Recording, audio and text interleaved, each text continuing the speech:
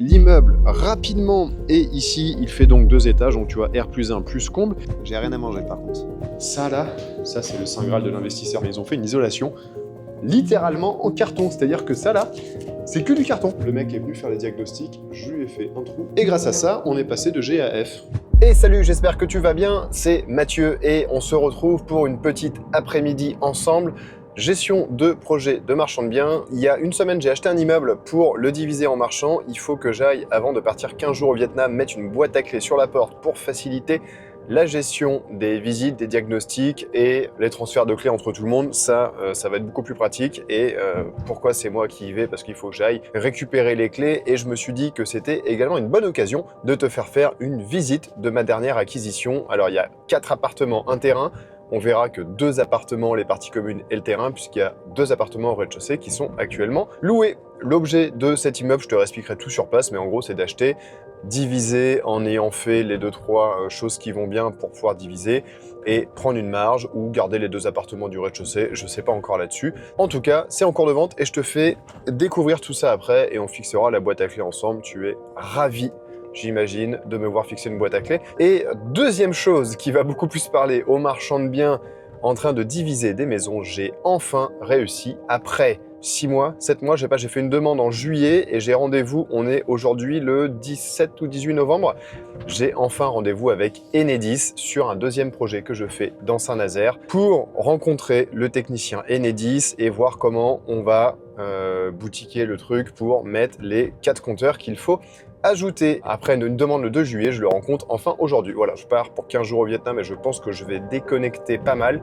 Et j'ai du coup la gestion du projet que je viens d'acheter à finaliser. Alors je suis aidé là-dessus, mais il y a quelques petites tâches opérationnelles qu'il faut faire sur place. Et la boîte à clés est hyper important pour optimiser la gestion du temps et que les gens, et notamment les artisans diagnostiqueurs, puissent se rendre tout seuls sur place. Et sur le deuxième projet, j'ai en parallèle la demande de financement à préparer et je n'arrête pas d'envoyer des documents. J'ai l'impression que le banquier demande toujours de nouveaux documents, mais bon, c'est le jeu. Voilà, donc c'est un petit peu le rush cette semaine pour être bon avant jeudi soir, puisque le lendemain, ça dégage.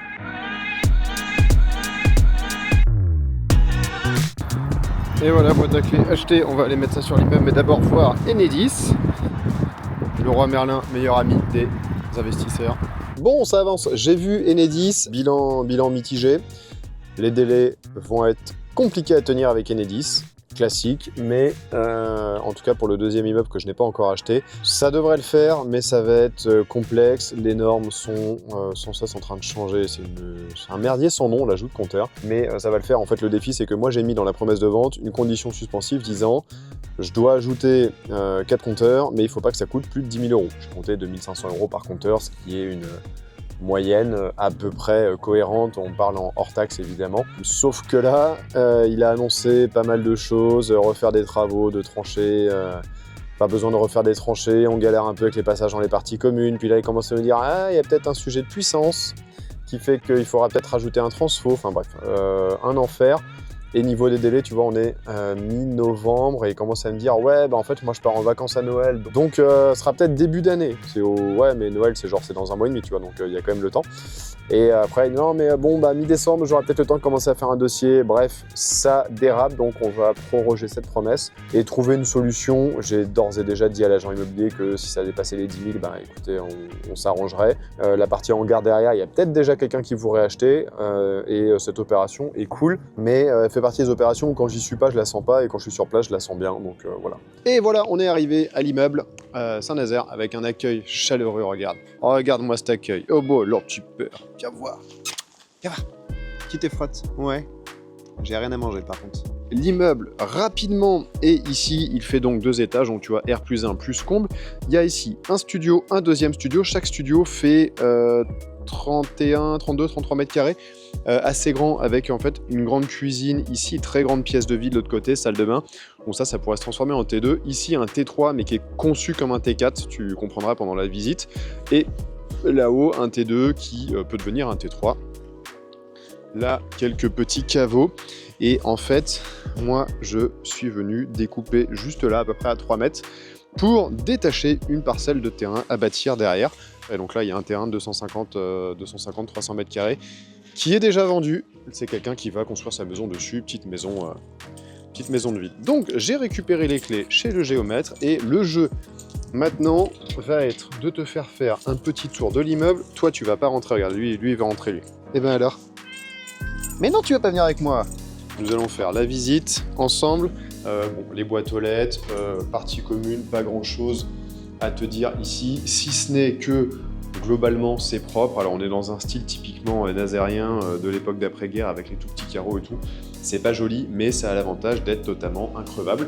On a ici les compteurs Enedis qui vont bien, celui des parties communes, celui des logements, et on a les compteurs gaz qui sont à l'étage. Et donc là, façade sur rue. J'ai pas la clé avec moi, mais en fait à la base on rentrera par là, tu vois, ça va se présenter comme ça. Et là on rentre, et donc les deux logements qui sont à droite et à gauche sont loués. Demande ouvrière qui est complètement folle puisqu'on est à 2 pas des chantiers de l'Atlantique. Il y a une énorme demande, il y a un porte-avions qui va être fait, il y a des paquebots, les plus gros paquebots du monde sont construits ici, donc il y a des milliers et des milliers d'ouvriers qui cherchent des logements tout le temps. Premier étage, regarde, magnifique, on arrive.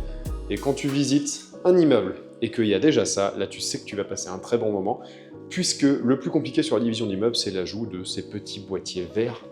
Ça là, ça c'est le saint graal de l'investisseur pour les ajouter. Les fameux compteurs Linky de chez Enedis, c'est un enfer. Les compteurs de gaz, c'est un petit peu moins chiant le gaz avec GRDF, mais bon, c'est toujours agréable quand ça y est, parce que là du coup, il n'y a pas grand chose à faire. Et alors, le premier logement, tu vas voir ce fameux T3 qui est en fait un T4. Et d'ailleurs, je suis chez moi, c'est la première fois que je viens depuis que j'ai acheté, ça fait un moment que j'étais pas venu, et ça fait toujours plaisir de revenir chez soi quand on fait un achat. Normalement j'ai une règle, c'est que quand j'achète un truc, je me fais plaisir, je craque, tu vois, je me dis par exemple, bah tiens, j'ai envie d'un iPad, j'achète un iPad, ou je voulais une nouvelle caméra, parce que je suis très geek, j'achète une nouvelle caméra, ou j'achète un truc. Là c'est une opération de marchand de biens, c'est un petit peu différent, du coup la règle ça va être de se faire vraiment plaisir quand tout sera revendu, puisque l'objet ici, c'est d'acheter l'immeuble, de le diviser, vendre le terrain, et de revendre chaque partie à la découpe. Les 2 studios en bas sont loués, donc peut-être que je vais les garder, parce qu'en fait ça paye mon crédit, la rentabilité est pas folle pour l'instant, mais une fois que le locataire part, le loyer on peut l'augmenter, on peut revendre beaucoup plus cher, parce que là, le loyer pas cher, bon, compliqué de revendre ça bien, mais quelqu'un qui achèterait maintenant ferait une très bonne affaire, à bon entendeur. Mais en tout cas, en attendant, je suis pas pressé de le vendre parce qu'une fois que j'ai vendu les 2 appartements et le terrain, j'ai récupéré tous mes fonds investis et remboursé le prêt. J'ai 2 appartements qui se payent tout seuls. Bon, non, même pas, ils se payent pas tout seuls, c'est juste... j'ai pas de crédit dessus, donc ça fait plaisir. Voilà. Allez, allons voir cet appart. Le premier étage, donc nous avons une petite entrée ici qui mène sur une giga cuisine. Elle est somme toute, ça mériterait un coup de nettoyage, mais écoute, ça fait le boulot. Tu vois qu'on a une luminosité qui est quand même bien stylée. Mais en fait, ça, c'est une grande pièce qui pourrait être transformée en chambre. L'idée, c'est donc ici d'avoir l'entrée, de sauter la cuisine complètement et de transformer ça en chambre avec ici, en fait, un petit coin salle de bain. On peut carrément mettre un petit coin salle de bain, juste une douche. Douche là-bas, les WC sont juste à côté, donc c'est pratique. Tu mets 1 ou 2 lits et c'est nickel. Pourquoi 2 lits? Parce qu'on est à Saint-Nazaire et qu'il peut y avoir une grosse demande pour les ouvriers, ou un coin avec un lit double et une petite télé dans un coin, et voilà, ça te fait une chambre parfaite. Ensuite, on va passer là dans une autre grande pièce, tu vois, qui est pour le coup très grande, hein. Je sais pas quelle taille ça fait, mais entre 15 et 20 mètres carrés, ouais, peut-être même 20 mètres carrés. Plusieurs possibilités. Moi, ce que j'avais imaginé, c'est de faire, hop, un petit bout de couloir ici. Attends, je te refais un petit bout de couloir là, avec une porte d'entrée dans la chambre, et en fait séparer cette pièce pour que ce soit plus une chambre traversante ou une pièce traversante. Ensuite, on arrive dans une autre pièce, là, qui, pareil, mériterait en fait d'avoir un petit bout de couloir ici pour la séparer et faire une ou 2 pièces ici. Bon, je pense une pièce pareille, elle est très grande, hein, c'est la même pièce qu'à côté. Le sol, on n'aime pas, mais franchement, c'est propre, hein. Un petit coup de blanc et encore même pas. En vrai, il est carrément habitable en l'état. Là, on a devant la petite salle de bain. C'est pour le coup, le défaut de cet appartement, c'est cette salle de bain. Elle est vraiment pas ouf, hein, on va pas se mentir. T'as un contraste entre le truc rond pourri ici, et là, il nous a mis une colonne de douche, l'ancien proprio. Regarde ça. Elle est énorme, la colonne. J'avais pas vu. Il y a la petite fenêtre là-bas et la poignée pour ouvrir, elle est là, quoi. On peut piloter la fenêtre d'ici. Nickel. Là, il y a une dernière pièce qui, pour le coup, est relativement petite. En fait, trop petite pour mettre une chambre, mais en fait, c'est une pièce parfaite pour y mettre un coin cuisine où tu mets une cuisine d'angle comme ça, avec tous les meubles, une petite table éventuellement dépliante ici, ou un plan de travail pour manger à cet endroit-là, et tu as la cuisine parfaite, avec 2 grandes pièces de vie. Donc je sais qu'on est plutôt à la mode des cuisines ouvertes maintenant, mais ça s'y prête très bien parce que la pièce elle est trop petite. T'as à peine la place pour mettre un lit, ou tu mets un lit simple et ça fait une toute petite chambre. À voir. Voilà, dites-moi ce que vous feriez là-dedans. Donc ça c'est l'appartement du premier qui est clairement habitable en l'état. Le dernier étage, bon là tu vas voir, c'est pas la même catégorie. Alors là on est sur un T2, transformable en T3. Et en fait tu as une pièce là avec cuisine, une pièce là chambre, une WC et salle de bain de l'autre côté. On va commencer par la partie cuisine. Bon, ici ça caille un peu plus. Par contre, c'est calme. Il n'y a pas un bruit. Et on a une petite vue. On voit là-bas la grue. Et là, bon, là, faut se projeter. Hein. La moquette, c'est à défaire. Le mur à refaire. Là, on a de l'espace à aller regratter sous le comble. Alors, je sais pas ce qu'ils ont fait les anciens locataires, mais ils ont fait une isolation littéralement en carton. C'est-à-dire que ça, là, c'est que du carton. C'est des couches et des couches de carton empilées.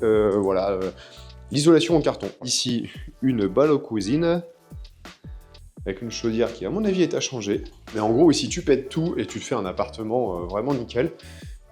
On a au bout le coin WC. Il y a moins de trucs à dire ici. Hein. Clairement, c'est de la vente en plateau. Gros plus, les fenêtres sont en bon état et relativement récentes. Alors, il y a un petit trou. Ne pas s'alarmer. En fait, ce qu'on a fait surtout, ça, c'est un petit tip, c'est que pendant que le mec est venu faire les diagnostics, je lui ai fait un trou pour qu'il puisse regarder. Et donc là, il a vu qu'il y avait de l'isolation au-dessus sur le plafond, c'est-à-dire que là, il y a un peu d'isolation. Et grâce à ça, on est passé de G à F. Donc toujours bon à prendre. De toute façon, dans les travaux, on refait tout. C'est-à-dire que l'isolation, on va passer en D, il n'y a pas de sujet. Mais pour ma banque, c'était mieux, puisque j'ai financé ça avec un prêt bancaire. Ma banque m'embêtait si j'étais en G, parce qu'ils voulaient que je puisse déjà prévoir les travaux. Enfin, voilà. Donc le simple fait d'avoir fait ce trou, hein, je l'ai fait moi-même, ça a permis de faire gagner une lettre. Et là, la salle de bain, qui, de toute façon, tout est à refaire. Voilà, maintenant, on va aller mettre cette boîte à clés ensemble. Alors, l'appartement du haut est déjà vendu. Emilien, si tu me vois, c'est toi qui l'as. Je pense que tu fais une bonne affaire. L'appartement du milieu est toujours en vente. Les studios aussi, même si les studios, on ne communique pas trop dessus pour l'instant, vu qu'il y a des locataires. Je vends avec une agence immobilière, puisque ils sont plus disponibles, ils sont plus compétents en vente. Oui, ils prennent des frais, oui, je gagne un peu moins, mais au moins, il y a quelqu'un qui gère. Et tu vois, je vais justement mettre une boîte à clés, comme ça, ils vont pouvoir venir comme des grands, sans avoir besoin qu'on se fasse le passe-passe des clés. Et donc, c'est bien plus confortable pour tout le monde.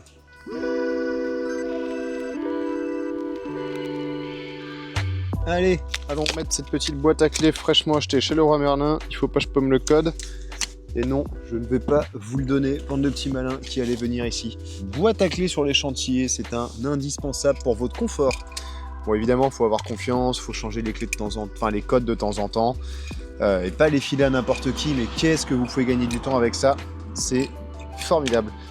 Je me marre parce que si vous avez vu la vidéo où je fais un trou dans le sol et aujourd'hui il n'y aura pas de fuite, c'était ce même perfo là que j'ai mis sur la fuite d'eau, donc ça a coulé pendant plusieurs minutes dessus et là, il marche nickel. Lidl, 70 €, franchement, gavage.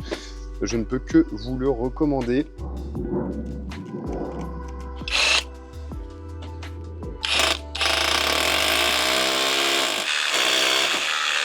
C'est pas très profond.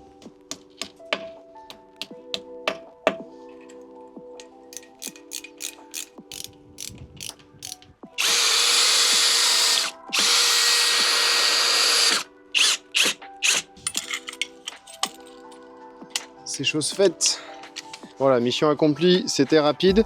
Pour ce qui est des chiffres, parce que je sais que ça vous intéresse, je les donnerai un petit peu plus tard, parce que l'immeuble est toujours en cours de vente, donc par respect pour tout le monde, on va pas parler des chiffres tout de suite. Évidemment, je gagne de l'argent potentiellement, hein, après c'est le but d'un marchand de biens. Globalement, les ratios sont pas dingos, hein. La marge elle est entre 15 et 20%. Alors pourquoi ce râteau? Ça va dépendre des négociations, ça va dépendre des délais. Puisque j'ai des frais financiers, hein, chaque mois je paye des intérêts, ça fait mal, hein, je crois que je suis à 8% par an là sur l'emprunt. Puis il y a les négociations des acquéreurs en fonction de ce qu'ils valident, ce qu'ils me font comme offre, ce que j'accepte ou non. Opération somme toute relativement simple, puisque moi j'ai très peu de travaux à faire, tu vois, l'ajout de la boîte à clés, je crois que ça va être les seuls travaux que je vais faire. J'ai surtout des démarches d'urbanisme à faire pour faire la division, découper le terrain, la copropriété, faire l'état descriptif de division de la copropriété, faire le règlement, faire tout ce genre de choses, puis après trouver la commercialisation. Donc la marge est pas folle, hein, on parle pas en centaines de milliers d'euros, on parle en dizaines de milliers d'euros de marge. Si tout va bien, en tout cas je suis hyper confiant, et puis au pire du pire du pire, si jamais ça se vend pas, j'ai qu'à faire les travaux, mettre en location, et j'ai un immeuble à 10-12% de renta, finger and Janos. J'espère que cette petite vidéo visite de projet à Saint-Nazaire t'a plu, je te ferai suivre toute l'aventure si jamais ça t'intéresse. Dans le temps, je vous dis à bientôt, surtout abonne-toi à la chaîne, partage-la, suis-nous, rejoins la JM Academy également, on peut t'aider sur tes projets immobiliers de marchand locatif ou d'entrepreneuriat autour de l'immobilier. Voilà, et je vais essayer de vous faire de plus en plus de vidéos de ce genre, donc dites-moi si ça vous plaît.